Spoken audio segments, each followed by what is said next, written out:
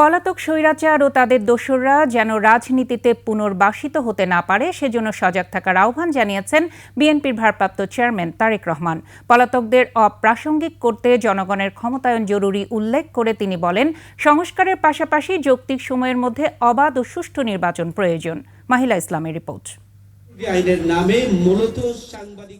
দীর্ঘদিন পর মুক্ত পরিবেশে পেশাদার সাংবাদিকদের সংগঠন ঢাকা সাংবাদিক ইউনিয়ন ডিইউজের বার্ষিক সাধারণ সভা। জাতীয় প্রেস ক্লাবের সামনে এই আয়োজনের প্রথম পর্বে সাংবাদিক ছাড়াও অংশ নেন বিএনপি সহ বিভিন্ন রাজনৈতিক দলের নেতারা। তাদের ভূমিকা ছিল ভয়েস অব আমেরিকা। পতিত সরকারের সময় দেশের বিভিন্ন সেক্টরের পাশাপাশি গণমাধ্যমকে নিয়ন্ত্রণ করার বিষয়টি উঠে আসে আলোচনায়। চতুর্থ স্তম্ভকে আক্রমণ করেছে, তার আগে কিন্তু প্রথম, দ্বিতীয়, তৃতীয় স্তম্ভ খেয়ে ফেলেছে। ফ্যাসিবাদের যারা দোসর ছিলেন তাদের গণতন্ত্র চর্চা, বাক স্বাধীনতার চর্চা যেহেতু তাদের পছন্দ হয় না। অনুষ্ঠানে লন্ডন থেকে ভার্চুয়ালি যুক্ত হয়ে বিএনপির ভারপ্রাপ্ত চেয়ারম্যান তারেক রহমান দেশের এই ক্রান্তিকালে গণতন্ত্রের পক্ষে সকল শক্তিকে সতর্ক থাকার আহ্বান জানান।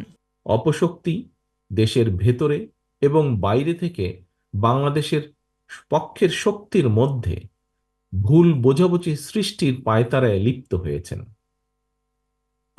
তবে সবাই যদি আমরা সতর্ক থাকি, বাংলাদেশের পক্ষের শক্তির মধ্যে ভুল বোঝাবুঝির অবকাশ থাকবে না বলে আমি দৃঢ়ভাবে বিশ্বাস করি। একমাত্র ওয়ালটন এসি দিচ্ছে 1 বছরের রিপ্লেসমেন্ট গ্যারান্টি।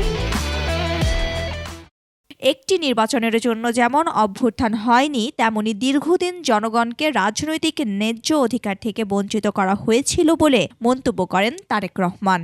সংস্কার কার্যক্রম নিয়ে অন্তর্বর্তীকালীন সরকারের সঙ্গে বিএনপির কোনো বিরোধ নেই। সংস্কার আগে নাকি নির্বাচন আগে, যারা এ ধরনের প্রশ্ন তুলে জনমনে বিভ্রান্তি সৃষ্টির অপচেষ্টায় লিপ্ত হয়েছেন, তাদের উদ্দেশ্য কিন্তু ভিন্ন।